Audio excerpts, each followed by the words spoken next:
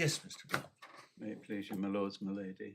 First of all, I've invited Mr. Clark to sit in the front row. I was glad to see that you had. I would have done the same. Principle of topographical equality is quite important. My lord, as you know, I appear with Mr. Hoban for the appellant Tom Clark, and Mr. Clark, another Clark, appears for the respondent, Mr. Elbanna.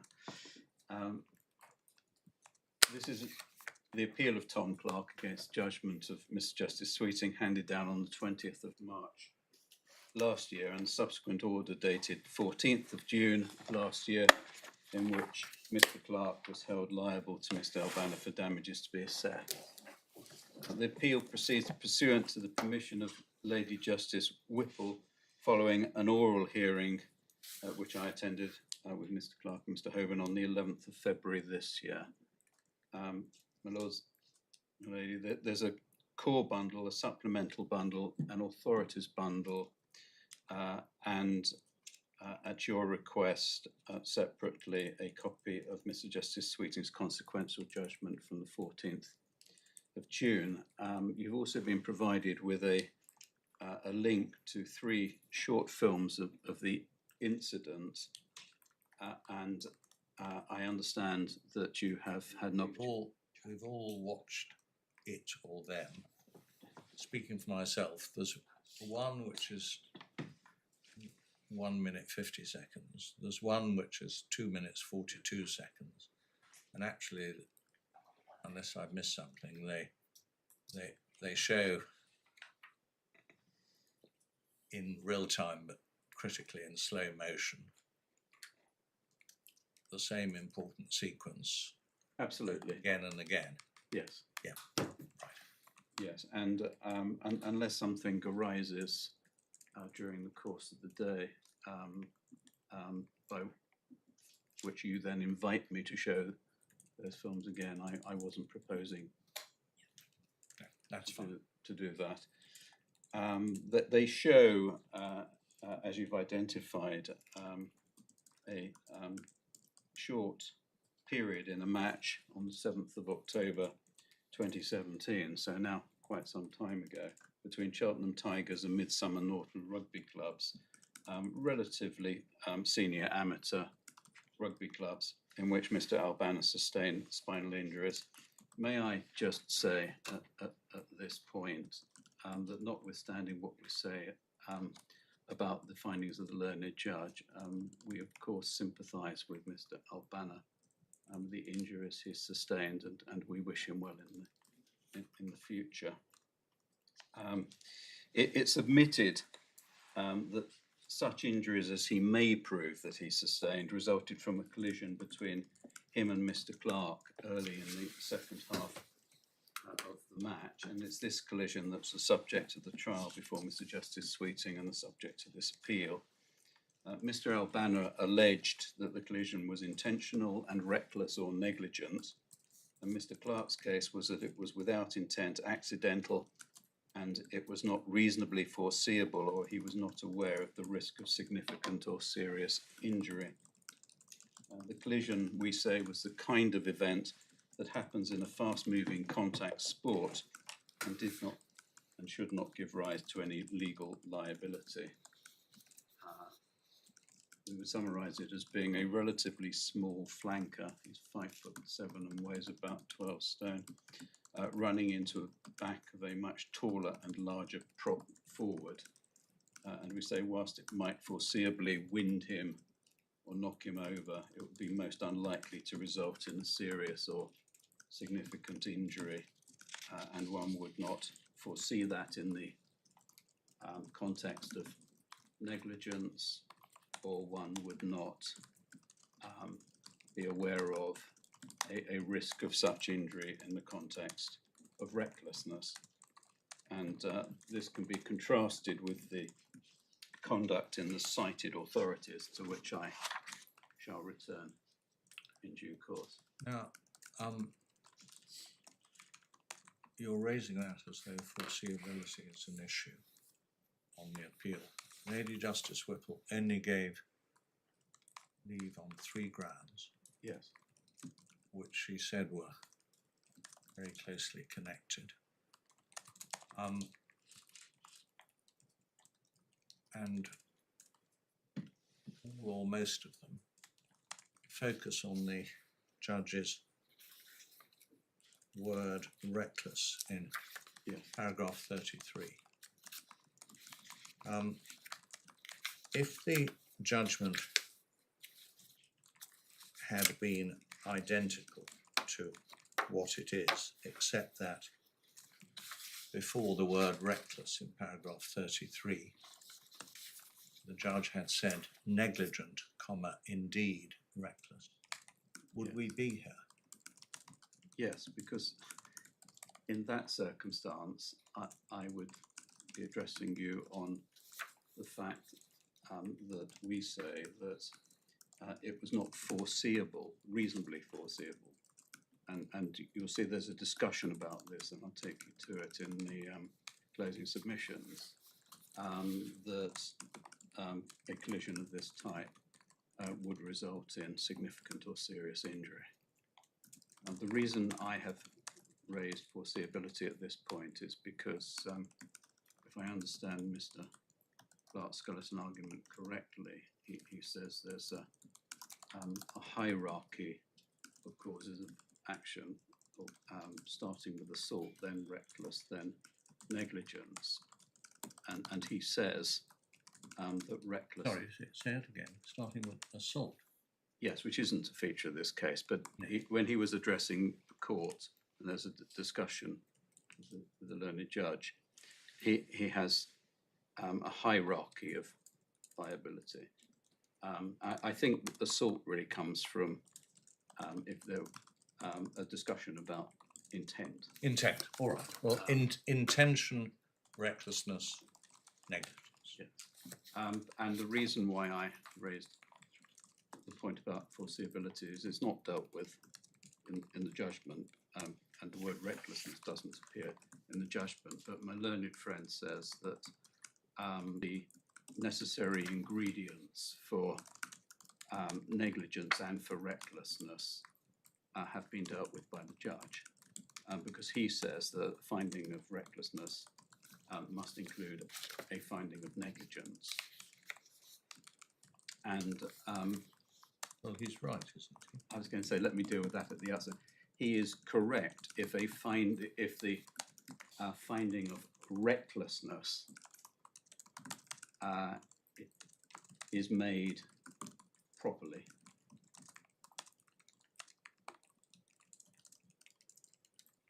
If there's an impermissible finding of recklessness, and we say it is because he hasn't dealt with the intent of and the knowledge of risk of Mr. Clark, we say that the ingredients of recklessness have not been established. That's... Well, I appreciate you say that, Yes. but suppose the ingredients of negligence have been established. Well, he hasn't made those findings. Well, it's made findings of fact, which aren't confined to paragraph 33. They really do begin at paragraph 30. It's a stepping process. And Milady, you can't get behind findings of fact. I know you've tried in your third round, but you can't. You don't have permission. Milady, I don't intend to. The point I'm making is the learned judge has not dealt with the components of negligence. It's easy to see how you can take his findings and consider the standard of care required and whether there's a breach. I accept that.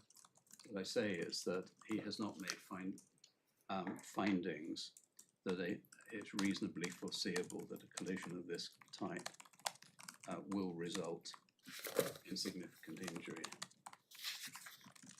This was a case that was pleaded in terms of breach of negligence. Yes. Well, and in the alternative, I think recklessness. Recklessness was certainly pleaded, but when it comes to specific breaches of duty, it is negligence that is pleaded. Yes, but the case is argued on the basis of negligence or recklessness. Recklessness is not a cause of action, whereas negligence is.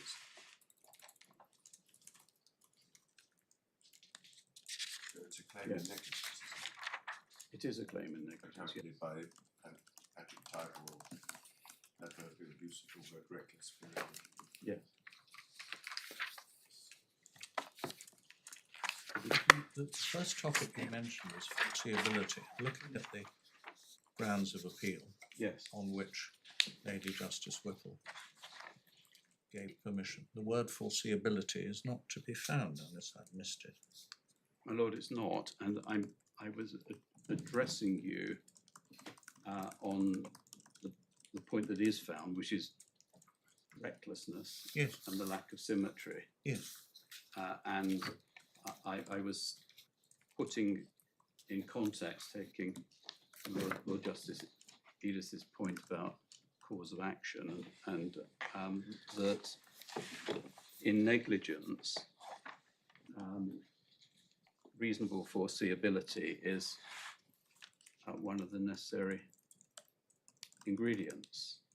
And I'll take you in a moment, if I may, to the passage in the exchanges between Mr. Hoban and the judge, in which they discuss that.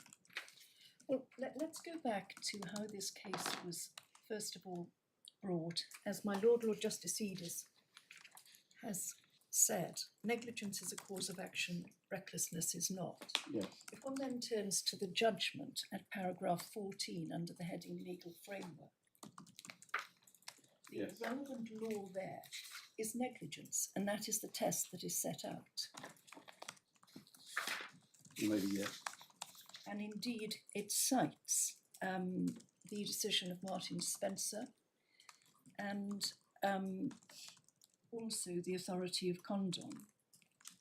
And the final sentence there from the quote of Martin Spencer's judgment is: a requirement to establish recklessness was expressly rejected and disapproved by the Court of Appeal in Respondent. That is in respect of an allegation of negligence. Yes, I appeared in Smolden and have that very much in mind. Yeah. Can we go about it this way, Mr. Block? The three of us had a discussion before coming in. Yes. If you turn to page 39, you have the respondent's notice.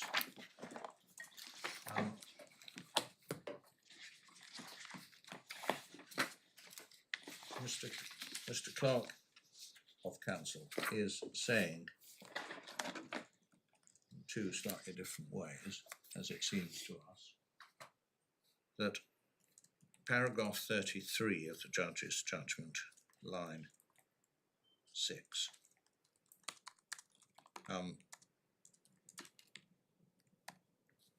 the word reckless should be treated as encompassing negligence. Negligent, so the manner in which the defendant did was negligent, indeed reckless, or negligent and reckless. And the respondent's notice says that on that basis the judgment should be upheld irrespective of whether Mr. Justice Sweeting's analysis of the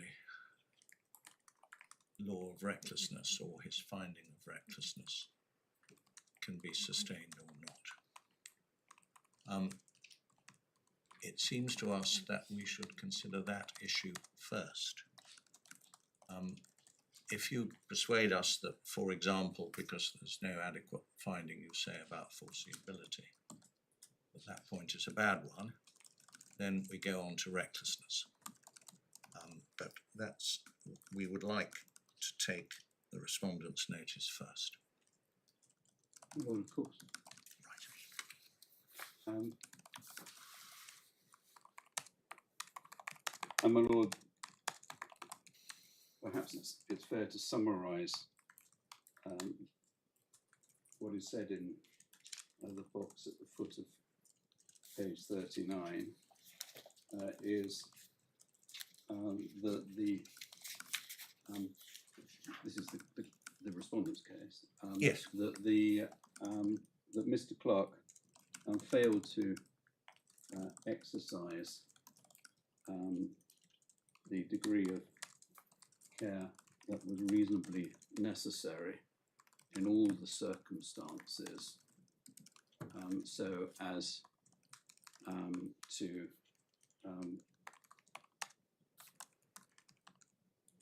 reasonably avoid the risk of foreseeable harm. Now, Yes. I hope that this is considered to be a realistic response, that I entirely accept that on the findings of that the judge has made, he finds that Mr. Clark was responsible for a heavy collision with Mr. Elbanna in circumstances in which Mr. Elbanna was entitled to be where he was and to do what he did, and that I'm not going to seek to reopen those issues. So the question is, having regard to the fact that we're looking from kick-off to collision at something between 2 and 3 seconds, that's what the timing was and was accepted in the thought below. Yeah. Your whole clip is give or take 2 minutes, but from when the ball is struck until the point of collision, I think, is 2-3 seconds. And within that, I think Mr. Justice Sweeting has counted the number of steps, and it's about 15 steps. And he says there comes a point where Mr. Clark could have slowed or deviated further to his right or indeed to his left, and either avoided the collision or, as he says in his paragraph 33, avoided the full force of the collision.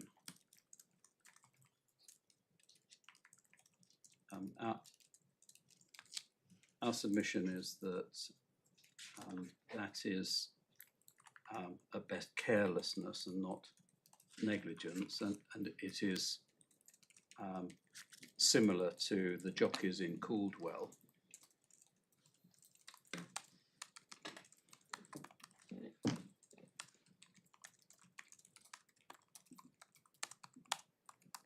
If that were right, that would be an end of it, but I understand that is an uphill task to persuade this court that the learned judge had not considered the facts and come to the view that, as he sets out in paragraph 33, the collision was not necessarily avoidable, but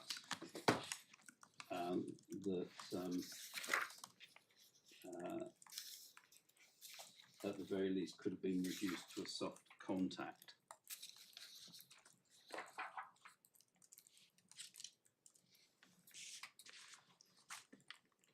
But we do ask the court, and you've seen the film, Yes. and you've seen the judge's findings. We do ask the court to stand back and see that this is a collision of the type that is entirely usual in sport of this kind, and the thing that distinguishes it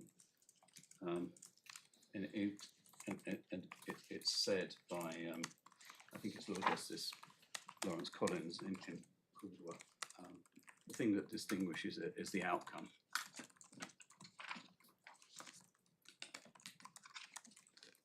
the jockey in Caldwell is that it's an exceptional and unusual outcome for there to be such serious injuries. We say the thing that distinguishes this is the outcome. Well,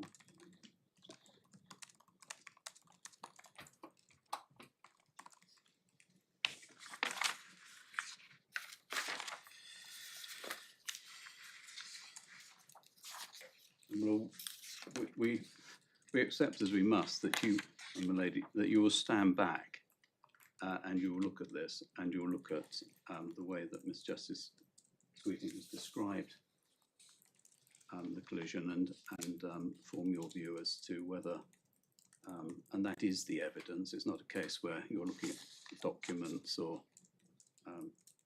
of course, you look at the witness evidence as well. But it's a case. Fortunately, we have a video. Yes. And speaking for myself, if it weren't for the video, the case would be quite different. You'd be scratching around trying to say what witnesses said when asked months or years later what happened in, yes, as you say, 2 or 3 seconds when nobody was expecting anything to happen. And my lord, I suspect in those circumstances that the judge would have said, I've heard all the witnesses, and I prefer the evidence of witness A, B, and C Yes, to yeah. the evidence. And my lord, I've been doing these cases for a very long time, and that's exactly what used to happen. Yeah. And then one's into, well, were there discussions in the bar afterwards, and yeah. are you actually remembering the incident or the conversation? But we don't have to worry Fortunately, about any of that. we have the video. There, and that's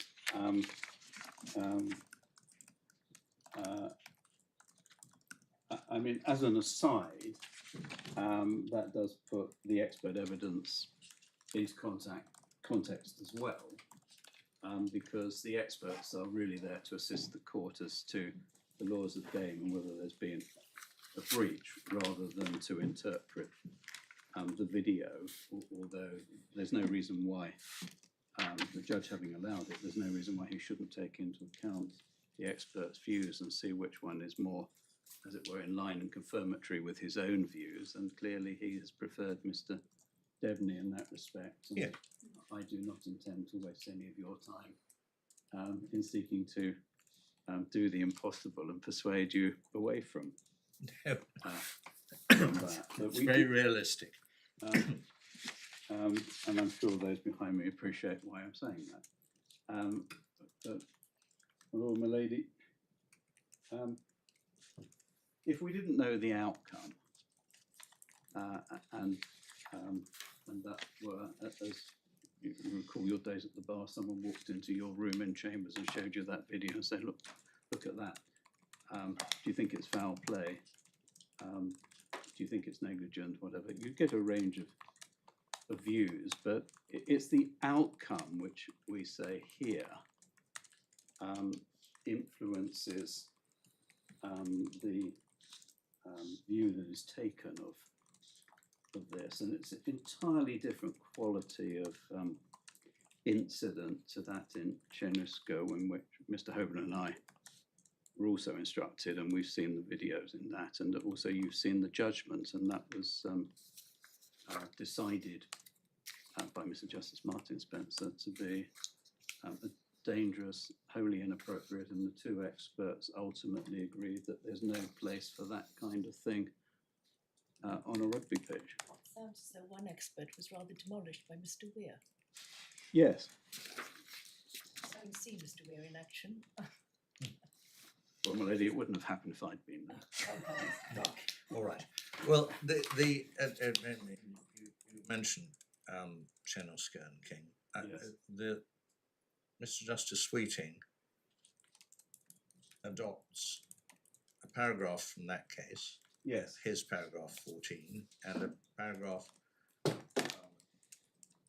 well, it's actually from Australian Justice Kitty, agreed with by this court in Condon and Bassett in his paragraph 15. And those two paragraphs are a correct statement of the law, aren't they? Yes. Good. when making the application for oral permission, I described Ms. Justice Martin Spencer's judgment as exemplary when Mrs. Justice Whittle was asking me to look at what Mr. Justice Sweeting had done and to compare, and we say it is. And he made findings as to the conduct, and he made findings as to the foreseeability of injury, and perhaps it's unsurprising that we didn't get permission to appeal that judgment. It was the same Lord Justice who considered permission in both cases. But it's perhaps interesting, whilst mentioning Chanuska, to see that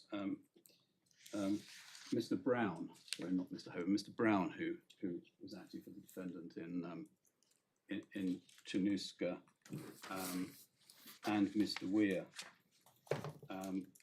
agreed as to the test in recklessness in paragraph 52. This is Janelska. Yeah. Yeah. Which is at page 463 of your bundle.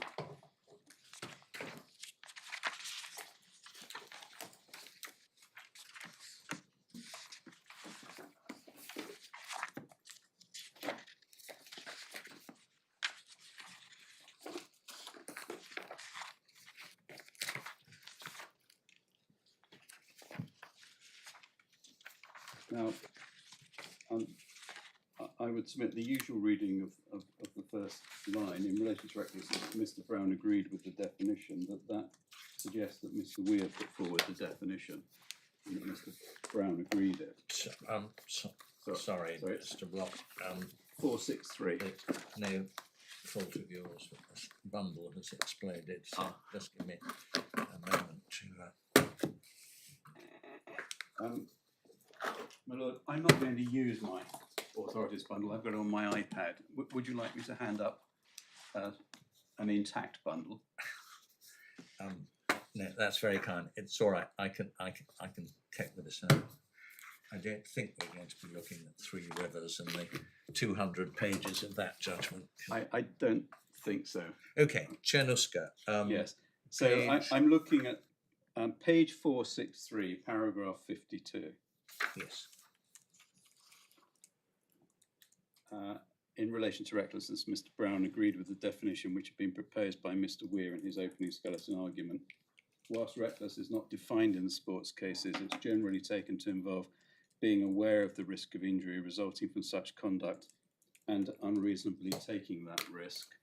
He submitted this is essentially a subjective test, and in considering the injuring tackle, the court should seek to sift the legitimate from the illegitimate. And then he asked the court to bear in mind a number of points. One then takes that through to page 465, perhaps starting with Roman 8 at the end of the third line. The ball was in the claimant's possession. Launched herself at the claimant, who was obviously bent over in a highly vulnerable position, unsuspecting and unprepared to protect herself against what was about to occur. And then 9, the defendant, without any regard for the well-being or safety of the claimant and intent on exacting revenge, executed the tackle in a manner which was not recognised in rugby.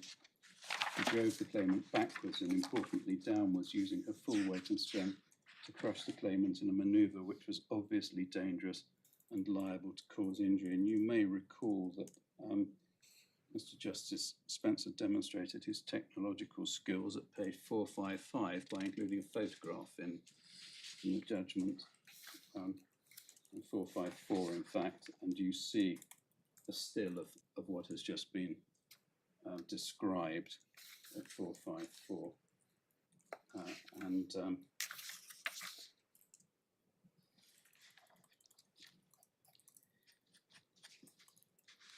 returning then to the text where I was. She drove the claimant backwards and importantly downwards using her full weight and strength to crush the claimant in manoeuvre which was obviously dangerous and liable to cause injury. It's no mitigation for what the defendant did, that she was going forwards, etc. I do not find that the defendant intended to injure the claimant. Indeed, that is not alleged against her. I do find, though, that the tackle was executed with reckless disregard for the claimant's safety in a manner which was liable to cause injury, and that the defendant was so angry by this time she closed her eyes to the risk to which she was subjecting the claimant, a risk of injury which was clear and obvious. In particular, there was no error of judgment in the tackle. That's because the judge found that the conduct was deliberate. I find the defendant did exactly what she set out to do, and whether or not the claimant had possession of the ball was irrelevant so far as she was concerned. At that moment, she was not attempting to play within the laws of the game, but to exact retribution on the claimant. And then he says what the defendant did afterwards is consistent with that finding. And in paragraph 59, I agree and adopt Mr. Morrison, who was the claimant's expert's description of the tackle set out at paragraph 27 above, and in particular his assessment it was a reckless and dangerous act and fell below an acceptable standard of fair play. And then sets out the legal test.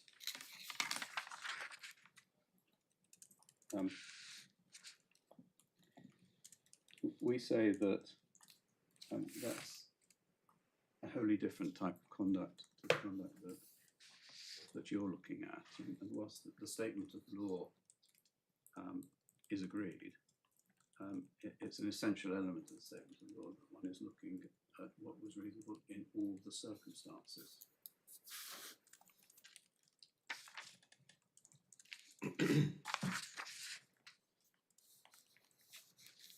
And we say the circumstances here, in particular, it's a fast-moving physical game.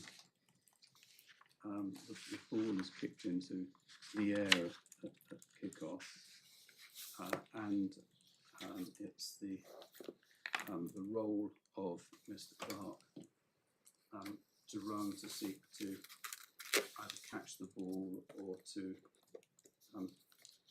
be in a position to tackle the opposing player who does catch the ball.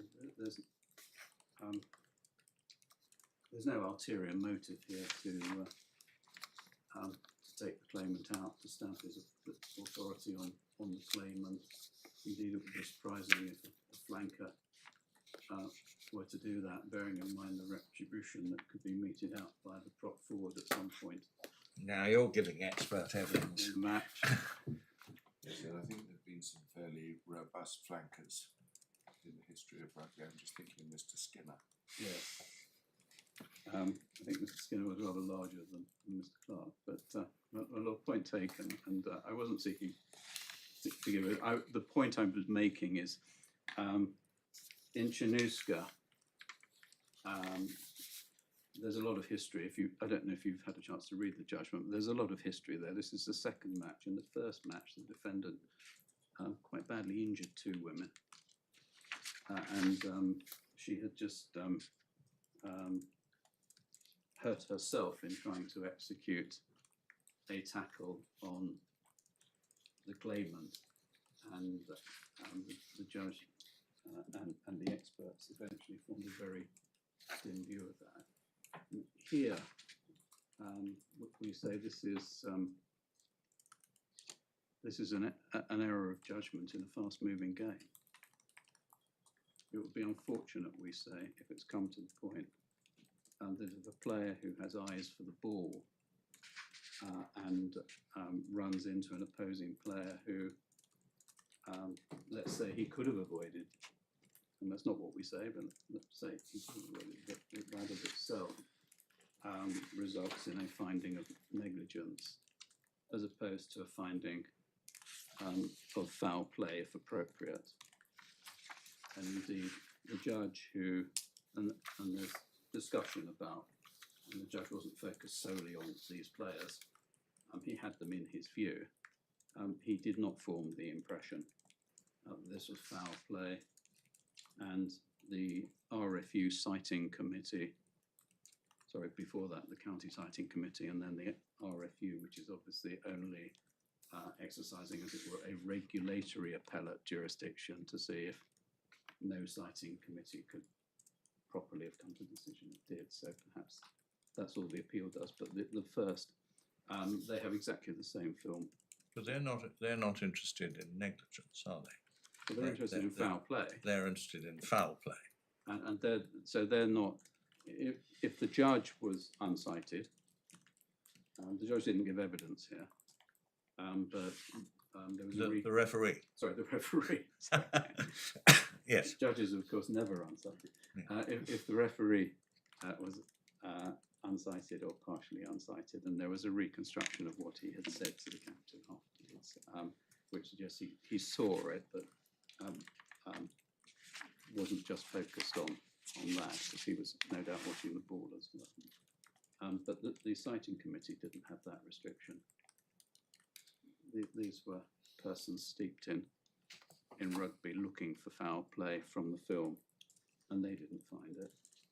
They didn't find it foul play, but what I was putting to you is it's no business of theirs whether it was negligent. Even if it was, that wouldn't have made it foul play within the rules. Well, Technically, all this we is entirely agree with it's that. inadmissible anyway. Yes. But that wasn't the point I was seeking to make. I was seeking to list the circumstances, and I was saying one of the circumstances is that the play was not adjudicated by the referee or subsequently on review of the video evidence to have been in breach of the laws of the game. But that didn't stop the judge in finding that the conduct in paragraph 33 amounted to playing an opponent without the ball in contravention of the laws. And it was I suppose, open to him to make that finding, and he has said he understands that the referee didn't make the finding, and neither did the citing panel. But we say that the circumstances should not lead to that finding. well, you have to deal with paragraphs 27 to 32 of the judgment, in particular the expert evidence of Mr. Davies. In 32, the judge accepts. Yes, he says that Mr. Clark had more than enough time and opportunity to entirely avoid or at least to moderate his contact, and that is what is then reproduced in paragraph 33. The judge says, I'm not finding that it was avoidable, I'm finding at the very least it could have been reduced to a soft contact. It's the point I made earlier on, and my Lord Justice Bean has picked up on it. I know in your skeleton you concentrated on paragraph 33, but there really is a factual lead up to it. Lady, yes, we accept that. And we're not seeking to go behind findings of fact. You can't. No, and we're not seeking to. And what we're saying is that against those findings of fact, the judge, in answer to the these submissions are to deal with, as Lord Justice Bean asked me to, the points that are made in the respondent's notice about negligence. Because I think what is being said is, well, if we consider the evidence before us and come to a conclusion that this was negligent conduct, then we don't need to go beyond that, as opposed to starting at the other end of the telescope and looking at recklessness and working back to negligence. And that's what I'm seeking to do, milady, is the assessment of negligence is to look at all the circumstances, and you'll have in mind the observations that were made both in Caldwell and in Smolden, that it's a high barrier for a claimant to clear.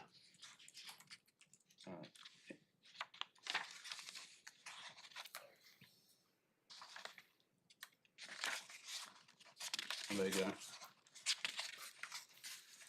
give you the I think they use the word threshold, didn't they? threshold. Yes, I can give. I won't stop now, but I can give you the references. There are two references, one in Smolden and one in Caldwell. Well, let's go to them now, shall we?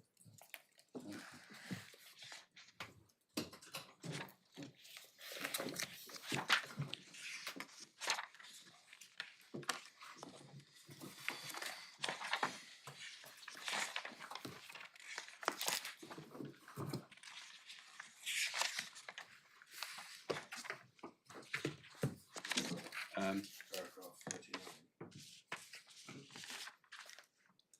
Yes. Page 39 Of the Yeah. bundle. of the bundle. Page, yeah.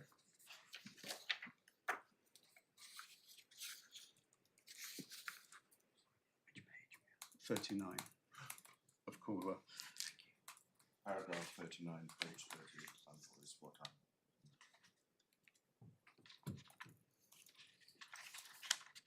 Yes, there's at page 26 of your bundle. There's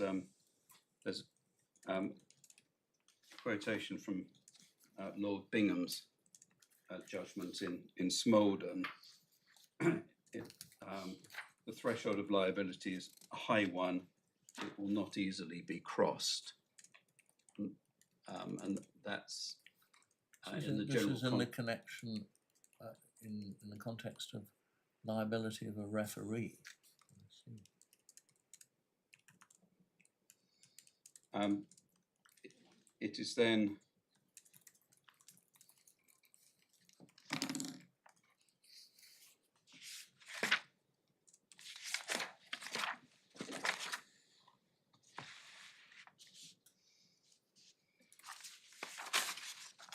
you also have in the same paragraph, there'll be no liability for errors of judgment, oversights or lapses which any participant might be guilty in the context of a fast-moving contest. Something more serious is required.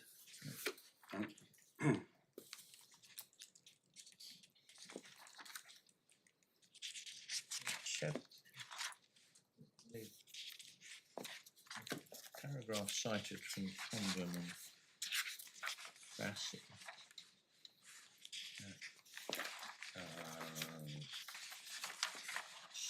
Mr. Justice Sweeting's paragraph 15 is still good law, isn't it? Yes.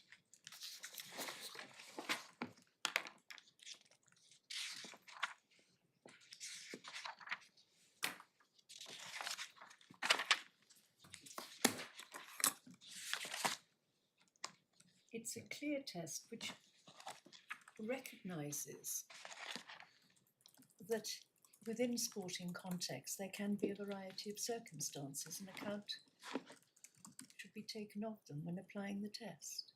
Yes, and my lady, the other reference I was looking at was Lord Justice Judge in Caldwell, in the authorities bundle at page 30.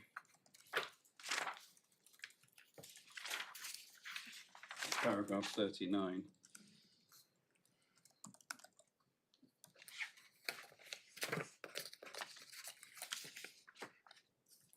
Sorry, can I just have that reference again? My fault. Yes, it's Caldwell, in the authorities bundle, it's page 30, paragraph 39, Thanks very much. and it follows on in 38. The same principle was analysed by Lord Bingham CJ, and it was judgment in Smolden, recently referred to by Lord Justice Tuckey in his judgment. And then 39, the level of care required is that which is appropriate in all the circumstances. The circumstances are of crucial importance. Full account must be taken of the factual context in which a referee exercises his functions, and he could not be properly held liable for errors of judgment, oversights, or lapses of which any referee might be guilty in the context of a fast-moving and vigorous context. The threshold of liability is a high one. It will not easily be crossed. And, my lord, although this was a rugby case, we say that that is the test that applies in player on player as well.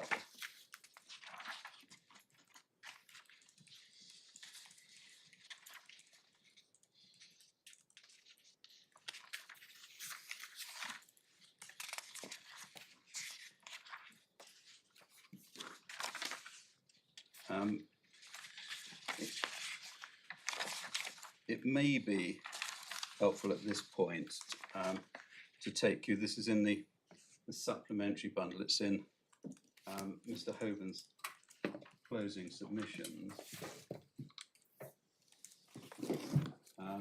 And the judge stated at page 349,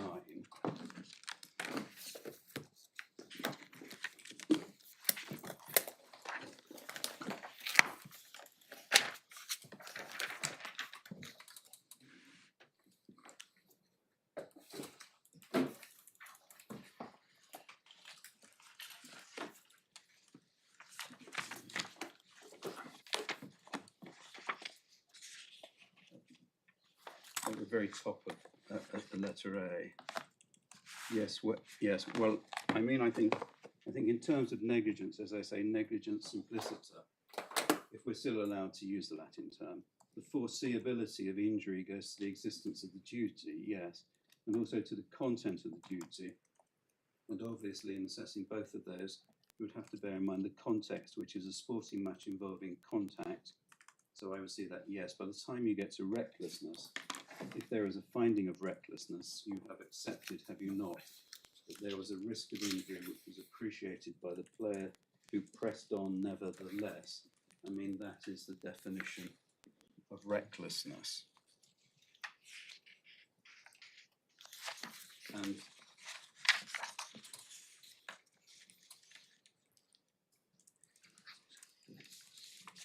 I've been asked to read the next line. Yes, yes, well, indeed, indeed.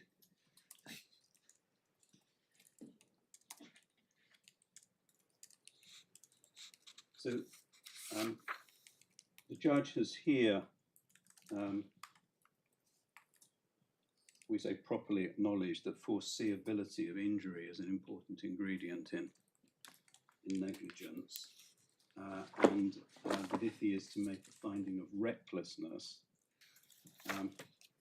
that there has to be a risk of injury which is appreciated by the player who pressed on nevertheless.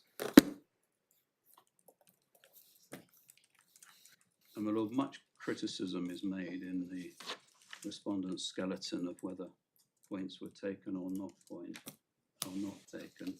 I don't think that's helpful to this court, but what I would say is that there was no dispute when Mr. Clark followed as to that passage being a fair reflection of the role that the task for the judge. Yes. Sensible discussions, I would expect from previous encounters with Mr. Hoban, if I may say so. At the moment, we're focusing on negligence. My lord, yes, and that's why I went to that passage, because Yes. The learned judge, this is the only passage, I think, in the exchanges in which the judge deals with negligence in that way. For better or worse, the remainder of the exchanges focuses either on fact or on recklessness. Yes.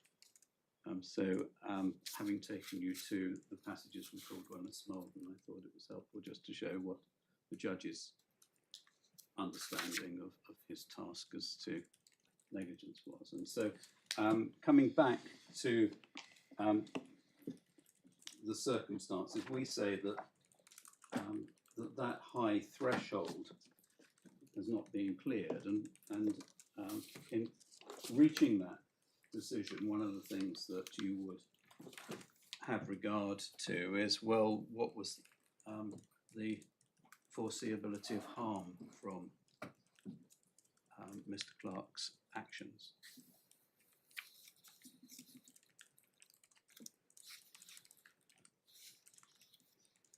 And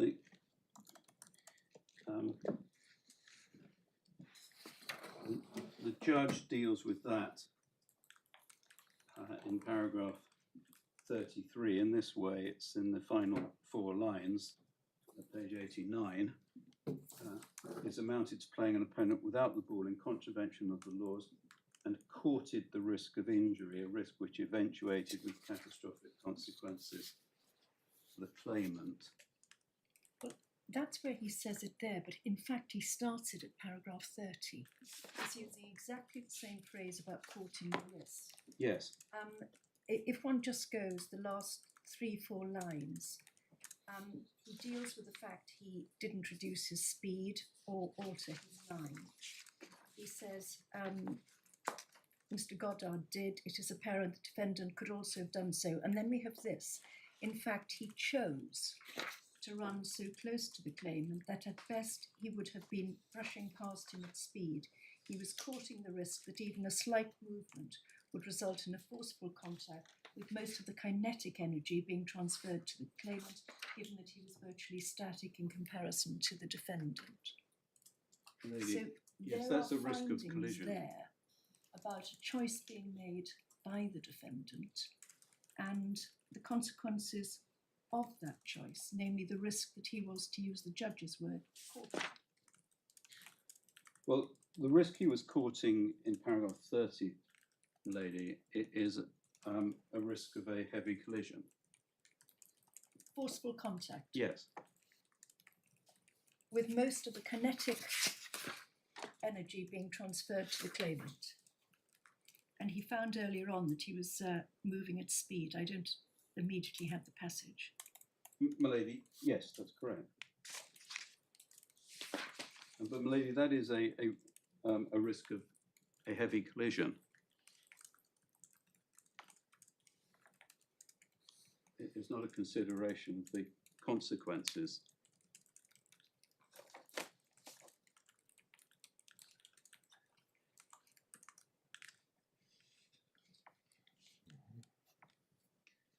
And we say that that's part and parcel of a sport of this type, that there will be collisions, there will be heavy collisions, but of themselves that doesn't, without something more, give rise to a significant risk of injury. It gives rise to the risk of the player being knocked over, the player being winded. Not of a serious injury occurring.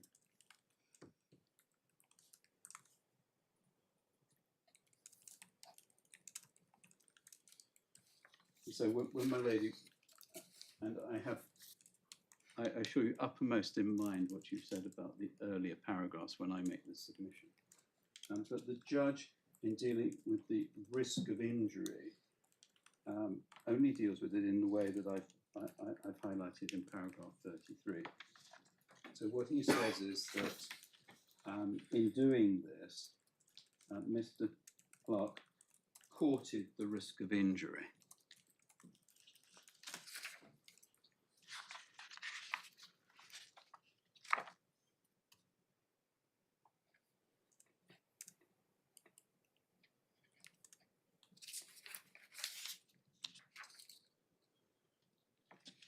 And that is not of itself dealt with in any of the other evidence that the judge has or has quoted.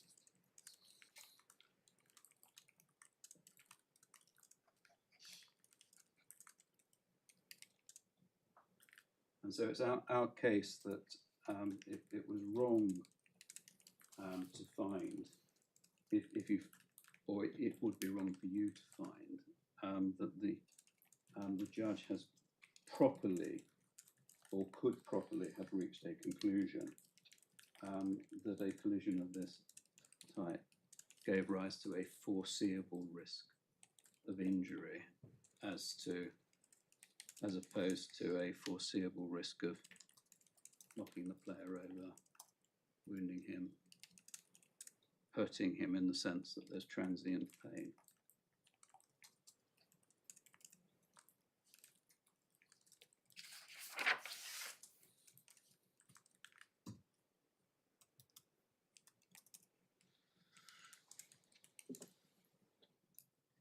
And my lady, we say it's the outcome which is then translated back into, and we say wrongly, if there is a finding, a foreseeable risk of injury. It's an unfortunate outcome. You will have read that there will be, in an assessment of damages if the case proceeds, a range is used as to the underlying degenerative condition the claimant had and how vulnerable he was to injury. It's not, I mean, I do have, and I have only brought them along in sort of caution in case you felt, having seen matters, you wish to see the expert joint statement, but I'm not proposing to hand them up. But it wouldn't be relevant to liability. well, only in this sense that you may be saying, well, this must have been a collision that was enormous and out of the range of collisions that you expect in a rugby match to cause a big, strong prop forward to have a spinal injury. And the judge was cautioned against going down that route because there was an underlying condition. And we say that all that you can properly do now is to look at whether there is merit in what I'm saying, that you would expect in a rugby match for this kind of collision to result in a winding, a knocking over, transient pain, or whether it's reasonably foreseeable that there would be something that within the law is properly described as an injury. Any injury. Well, it has to be a significant injury. Yes. I mean, there's a huge range of It doesn't cases. have to be as bad as this one. Oh, no. He could have broken his leg, his arm. Fractured wrist from falling. Yes. That would be pretty foreseeable, wouldn't it?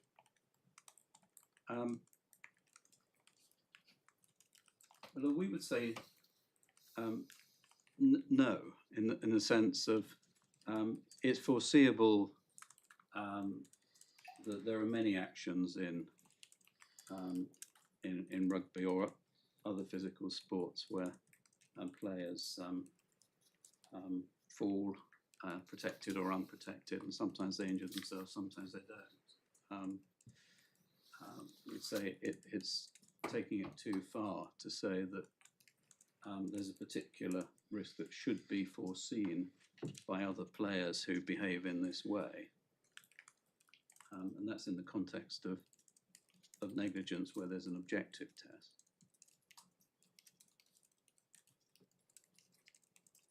We say it is just, and I'm careful in saying just not to diminish the claimant's outcome, but it's one of those incidents that happens in contact sport. From time to time there is play that may be within the laws, may not be, but to foresee that that's going to result in some significant injury requires something more. I think, speaking for myself, I would go so far, go with you to this extent, that if in rugby people can expect to be bruised, possibly quite badly, and this shouldn't lead to High Court litigation complaining of the bruises, because Yes. that is, you do expect that to happen quite a lot. But as my Lord Justice Edis points out, one would think that the risk of a fracture, such as a fracture of the wrist, is obvious if somebody is knocked over in these circumstances. And the fact that for the claimant it was very much worse than that is neither here nor there, is it?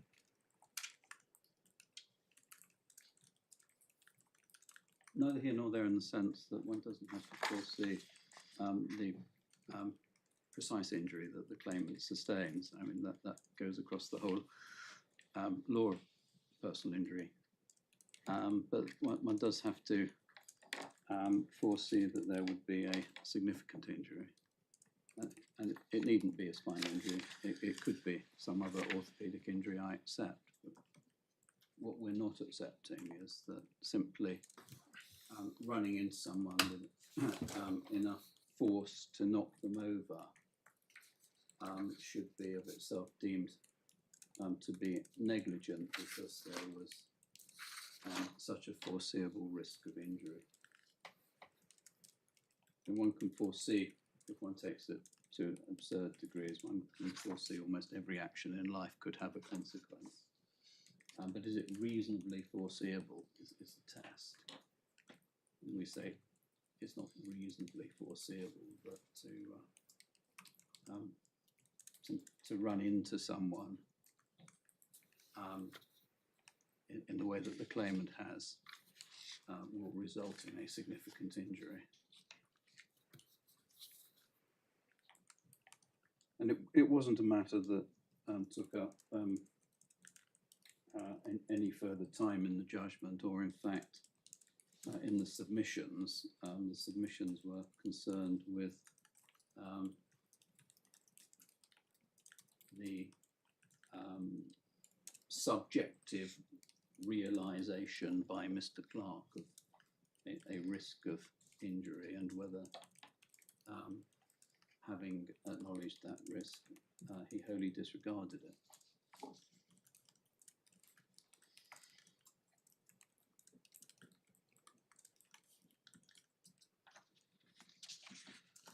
And my Lord, the findings of the judge do not give you of themselves enough to make a finding of negligence. Only accept that you can undertake the task that the court says can sometimes be undertaken in persona, of looking at all the evidence themselves. We say that the evidence just doesn't go far enough to do that. And are you saying that on the basis that he didn't address what you have been addressing, namely the foreseeability of significant injury, or is there some other lacuna on the issue of negligence now? Definitely foreseeability of injury. And the huge caveat, I'm not seeking to go behind the findings of fact. We say that those findings of fact should not have given rise to finding of a negligent breach of duty as opposed to carelessness. What's the difference between negligence and carelessness? Well, in the context that, the Caldwell context, that the judges found that the riding was at worst careless, not negligent. It's a lack of care that's permissible in a fast-moving sport. It's an error of judgment.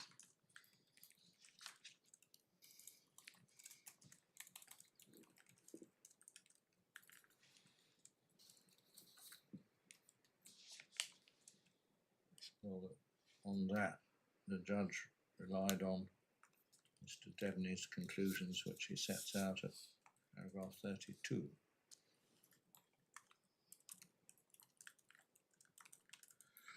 Lord, yes. And we're saying that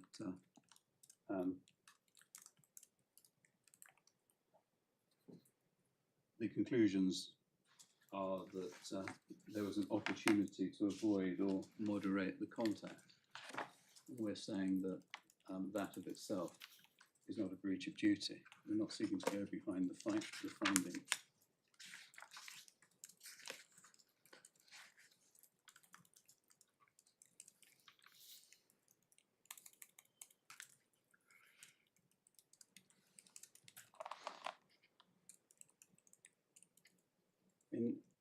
I was referring to Caldwell at paragraph 28, and this is an answer to Lord Justice Bean's observation about carelessness and negligence. So it's at page 28 of the authorities bundle, paragraph 28. Yes.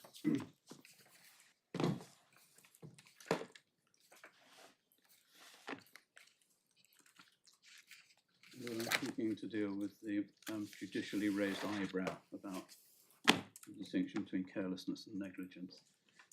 In such circumstances, it's not possible to characterise momentary carelessness as negligence. That was the position here. This incident occurred in the last part of a close race. Respondents should, as they admitted and the judge found, have checked to see that the line they were taking was safe. Like the judge, however, I do not think their failure to do so can be characterised as anything more than an error of judgment, an oversight or a lapse, which any participant might be guilty of in the context of a race of this kind. It was a sort of incident which happens quite often. What was unusual about this incident, as Mr. Franken put it, was the exceptional seriousness of the injury sustained by the appellant. And my lord, that was the other reference that I said I would come back to about the nature of the injury. And indeed,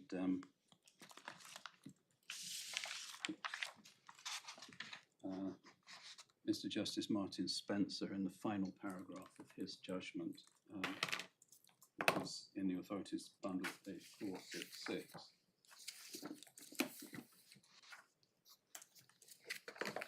describes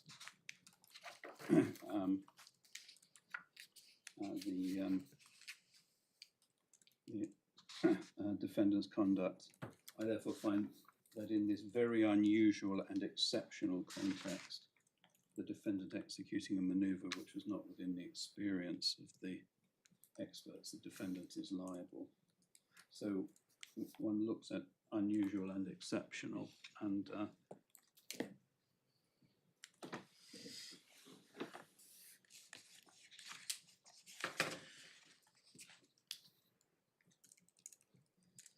my lord, my lady, we're concerned that what you're seeing here it is a player running very fast with his eye on the ball. He is aware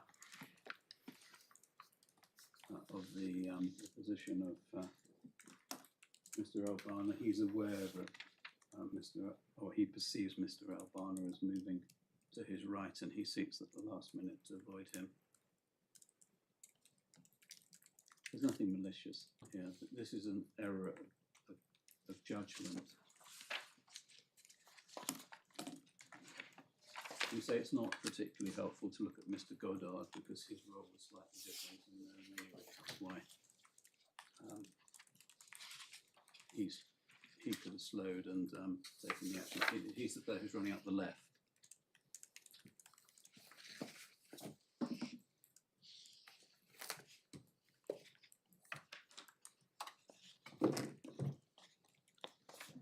Well, my lady, that is what we say in answer to the proposition. Let's start off by looking at whether this was negligent.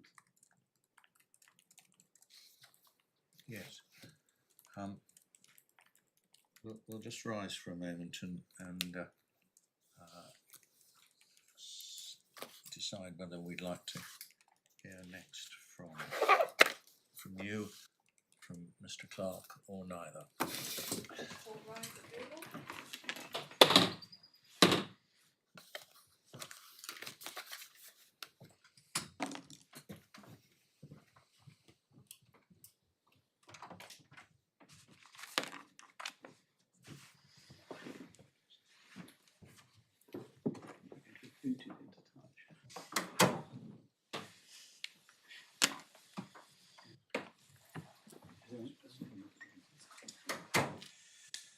think the lack of reasons thing is the only other aspect, I suppose. 'Cause Because there's- that's not about But that- negligence. No, but that explains why you can't find, they can't accept the respondent's notice. No, but they can do evidence.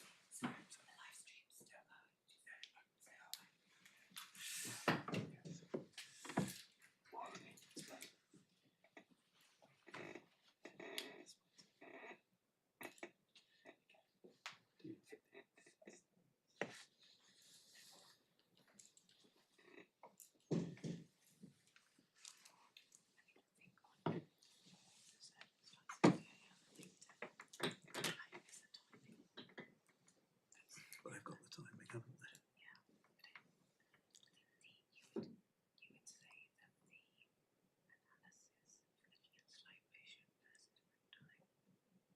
But the trouble is he's right, isn't it? Edis is right.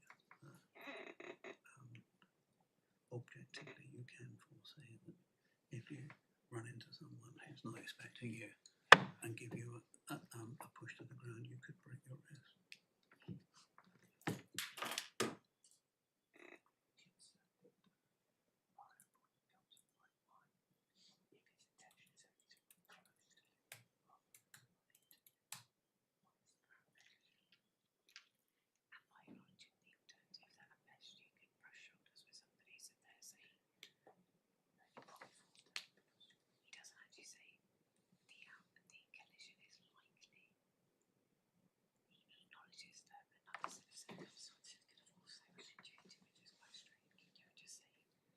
I think that the whole point, is that they're not interested. The whole point is this is what goes on all the time.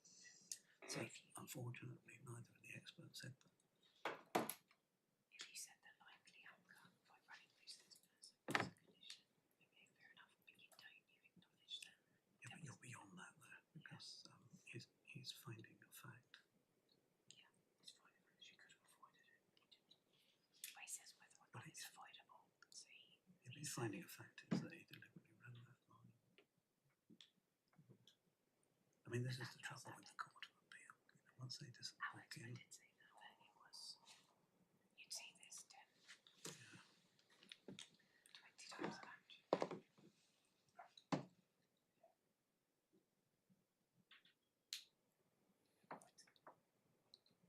At best, it's confusing. right, it's the old problem. Isn't it? I understand if the three of these people have been trying in the first instance, I think they might have come to a different decision. The point about Mr. Dempney, that paragraph 32 is that did not reflect his oral evidence. His oral evidence at the end was deliberate, essentially from before he set off. Yeah, but that's worse for us. No, but the judge then has to grapple with that. He can't just. Yeah. I think if you look at it, judge reflect it, because what says didn't move, he's tracking. I think the real problem is, as David Beaver suggested, we've got the film. And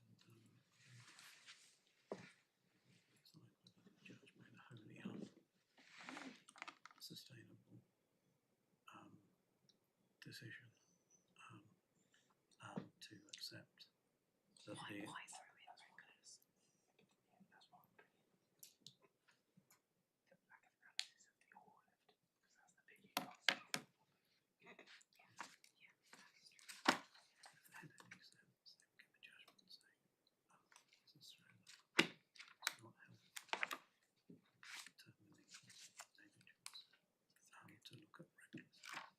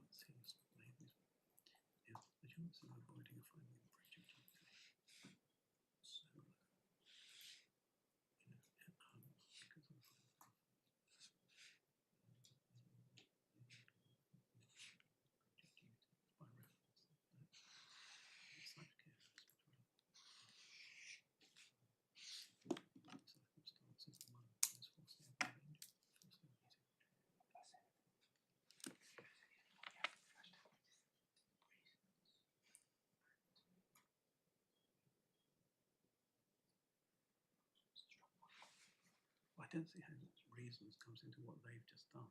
No, I agree. I agree. Yeah. If we're looking to the grounds for the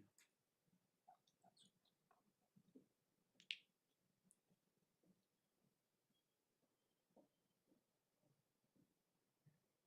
Done a crap judgment there. That's what Yeah, it is. that's the thing. I mean, if you look at Martin Spencer, I know, we were disappointed. It was a really good judgment. Yeah. Yeah. It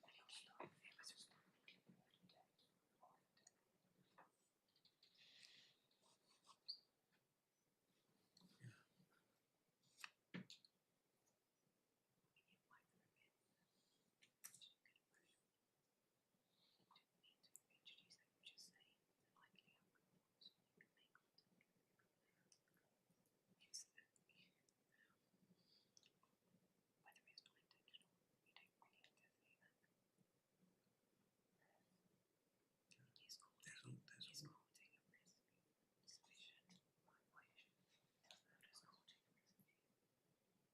Well, that's what I said. Yeah.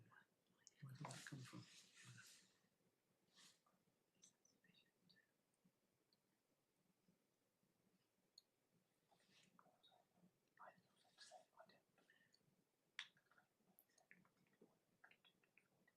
What's really irritating is that I spent literally 2 whole days on recklessness.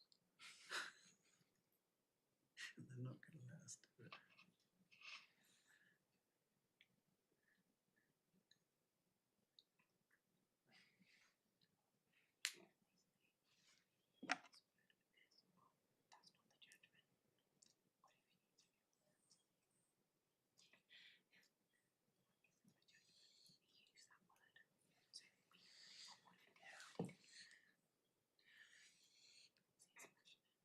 Yeah.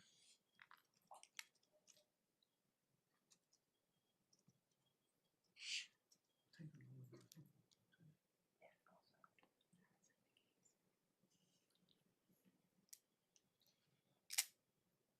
Can they give an extent?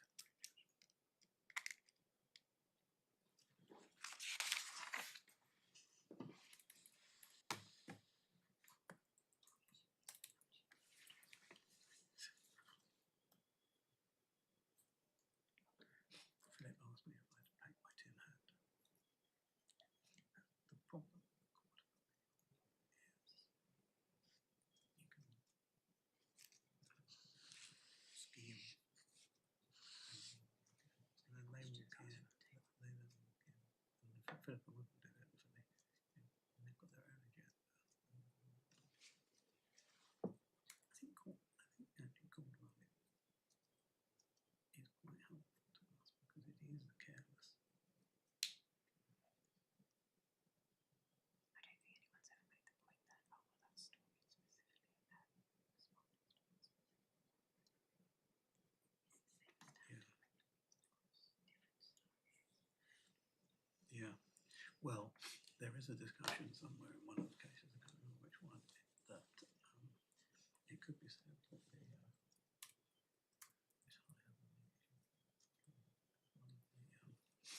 functions, one of the functions of the referee is to protect the safety of all 30 players on the pitch. And often decisions by referees. Yeah.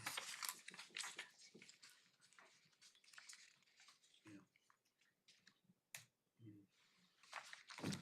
Yeah, I give Jack credit for having lost Chaluska. It sounds like David Bean remembers you from something or other. No, yes. Ed asked if the whole was in March.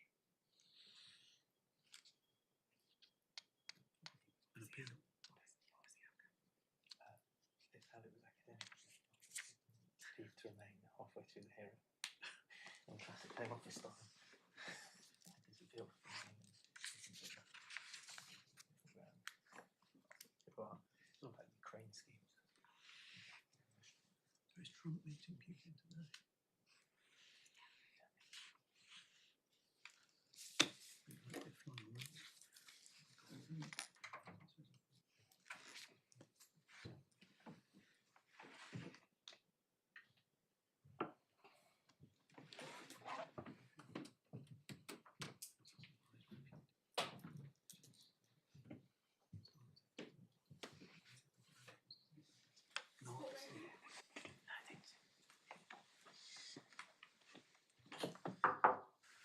rise if able.